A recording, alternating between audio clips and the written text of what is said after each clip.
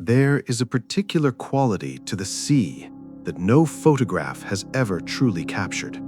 It is not the color, though the South Atlantic in winter carries a shade of gray so deep it borders on black. It is not the scale, though the Southern Ocean stretches further than most human minds can comfortably hold. It is the indifference. The ocean does not hate the ships that sail across it. It simply does not notice them. Most maritime disasters leave something behind: a lifeboat washing ashore, a survivor clinging to wreckage, a logbook sealed in oilskin, still legible decades later. The sea, in those cases at least, offers the grieving something to hold, a fragment of explanation, a direction in which to point their sorrow.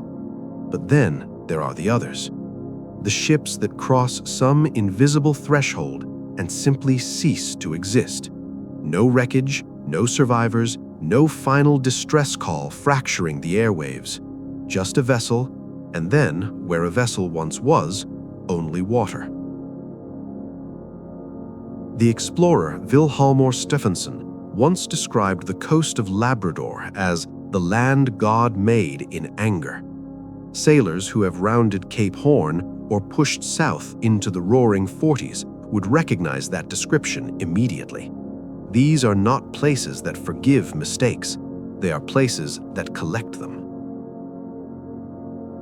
In December of 1928, one of the most stately sailing ships ever constructed by human hands sailed south into that forbidding ocean, carrying with her not a cargo of coal or grain, but something far more precious. She carried young men. Boys, some of them, still learning the language of wind and rope and tide. She carried 60 souls into the gray indifference of the Southern Ocean. Not one of them ever came home. This is the story of the Koebenhavn. The Koebenhavn was not merely a ship. She was a statement, a deliberate, almost defiant argument made in steel and canvas that the age of sail had not yet surrendered entirely to the age of steam.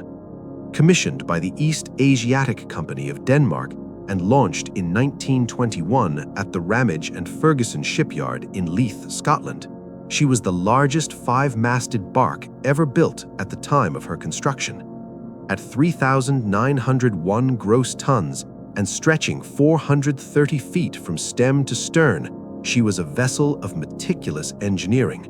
Her riveted steel hull assembled with a precision that reflected both the pride of her builders and the institutional ambition of the company that ordered her.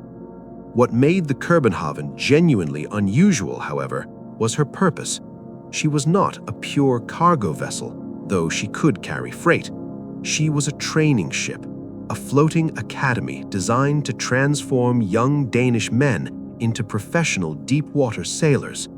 Her rig was a deliberate anachronism, a five-masted bark in an era when diesel engines were rapidly making sail redundant, because the East Asiatic Company believed, and they were not wrong, that a man who had learned to read the wind aloft in a Cape Horn gale would understand the sea in ways that no engine room ever taught. She was fitted with auxiliary engines, Burmeister and Wain diesel motors manufactured in Copenhagen, giving her a degree of maneuverability in calms or confined waters that pure sailing vessels lacked. Her watertight bulkheads were compartmentalized according to maritime standards of the day, and her ballast systems were considered adequate for her intended operational profile. On paper, she was as safe as human engineering could make her. The ocean, as we have already established, does not read papers. Pause for a moment on the crew manifest, because this is where the story stops being about engineering and becomes about people.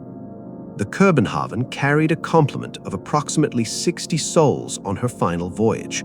The majority were cadets, young men between the ages of 14 and 20, drawn from Danish maritime families and merchant households, boys who had grown up with the sea as a fact of life rather than an abstraction.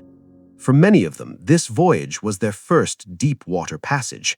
Their first encounter with the Southern Ocean, their first experience of true open water, where no coastline exists in any direction and the horizon is simply more sea. The officers were experienced men. Captain Hans Ferdinand Andersen, a veteran of multiple deep-water passages, commanded the ship with a reputation for both competence and care. The senior crew knew the Koebenhaven's rhythms, her tendency to carry weather helm in a following sea, the particular groan of her rigging in high wind. Before departure, as was tradition among deep-water sailing ships of the era, a shark's tail was nailed to the bowsprit. It was a superstitious gesture, old as sail itself, a ward against the worst that the sea could offer. Sailors are, by professional necessity, a pragmatic breed, but the sea has always generated its own theology, its own small rituals of protection and propitiation. The cadets who fastened that shark's tail to the Koebenhaven's bowsprit were not afraid. They were, by all surviving accounts, excited. This was what they had trained for. This was the deep water they had read about in their navigation texts and heard described in the mess rooms of older sailors. They could not have known it was the last ritual they would ever perform aboard her. The Koebenhaven departed Buenos Aires on the 14th of December 1928, bound for Port Adelaide, Australia, a passage that required her to follow the great arc of the Clipper route, driving south and east through the roaring 40s, those latitudes between 40 and 50 degrees south, where the wind blows with a consistency and ferocity that powered the golden age of sail and destroyed no small portion of it. The route was unusual. The Koebenhaven had sailed it before. Captain Andersen knew these waters.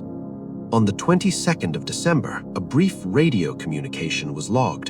The Koebenhaven reported her position somewhere in the South Atlantic south of Tristan da Cunha and noted that all was well.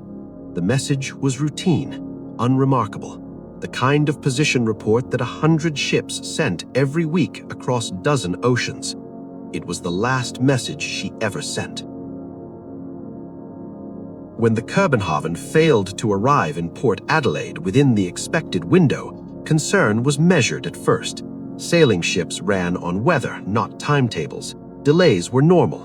When weeks became months, alarm became something quieter and harder to name.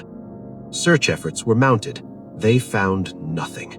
The ocean between the South Atlantic and the Southern Indian Ocean was searched as systematically as 1929 technology permitted.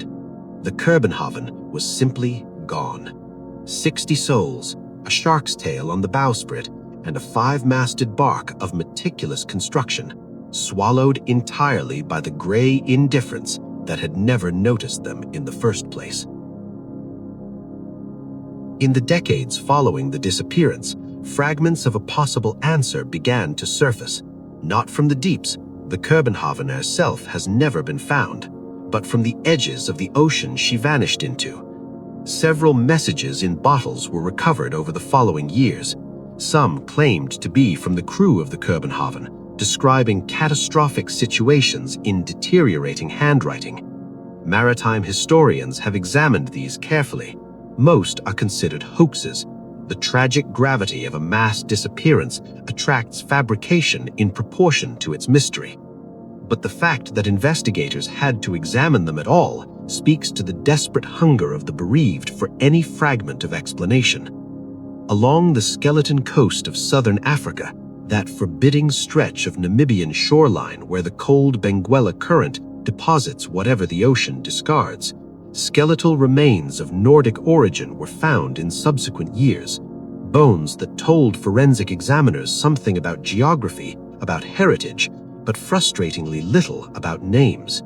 A shoe recovered from the silt of a shallow bay, small personal artifacts that speak, as these things always do, in the heartbreaking language of frozen time, objects that stopped belonging to their owners the moment the ship went down, and have belonged to the mystery ever since.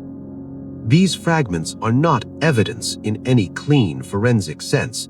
They are rather suggestions, the ocean offering the faintest possible acknowledgement that yes, something happened here, and yes, real people were part of it. Maritime historians and naval architects have proposed several plausible mechanisms for the loss of the Köbenhavn, and the chilling reality is that none can be definitively excluded. Rogue waves, those statistically anomalous walls of water that can reach heights of 30 meters or more, are now confirmed phenomena in the Southern Ocean. A single rogue wave striking a sailing vessel broadside, in darkness, in the roaring 40s, leaves very little time for radio calls. Liquefaction, the process by which certain